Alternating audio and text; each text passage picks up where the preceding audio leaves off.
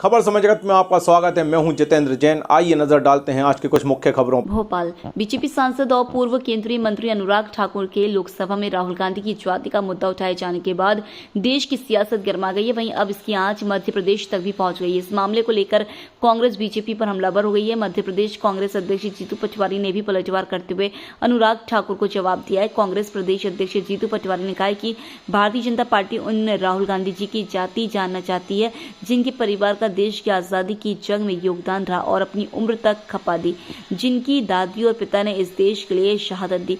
पटवारी ने कहा, हमारी पार्टी जातिगत जनगणना करना चाहती है ताकि जिस जाति की जितनी हिस्सेदारी है उसको उतना अधिकार मिले, लेकिन बीजेपी के लोग लगातार जातिगत जनगणना का विरोध कर रहे हैं। उन्होंने कहा कि कल अनुराग ठाकुर ने सदन में जो बयान दिया उससे साफ है कि बीजेपी के लोग जातिगत जनगणना नहीं चाहते हैं और यही भाजपा की सोच है।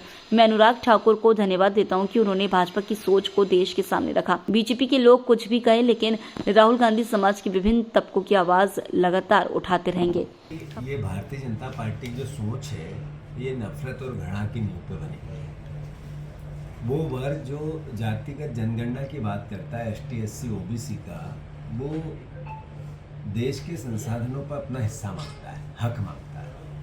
जो गरीब अति गरीब है, अगर वो जातिगत जनगणना के अनुसार हिस्सेदारी मांगता है तो ये बीजेपी के लोगों को बुरा लगता है। राहुल गांधी जी वो बात उठा रहे हैं। राहुल गांधी जी ने ये कहा जातिगत जनगणना करवाना है, तो उनका व्यक्तिगत तो कोई लाभ है नहीं, पार्टी का भी कोई लाभ नहीं। देश में संसाधनों का सही तरीके से बंटवारा तो कोई गुनाह कर रहे हैं। आदरणीय देशवासियों, अनुराग ठाकुर ने अपना जो वक्तव्य दिया ये भारतीय जनता पार्टी का वक्तव्य है। ये बीजेपी की सोच है कि ये जातिगत जनगणना के विरोधी लोग हैं, ये एहसास कराया उन्होंने।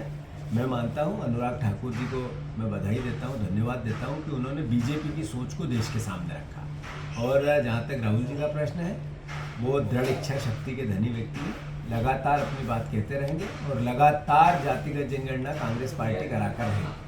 हर बार कहा कि ये 3C की सरकार है, करप्शन की सरकार है, कर्ज की सरकार है और क्राइम की सरकार है।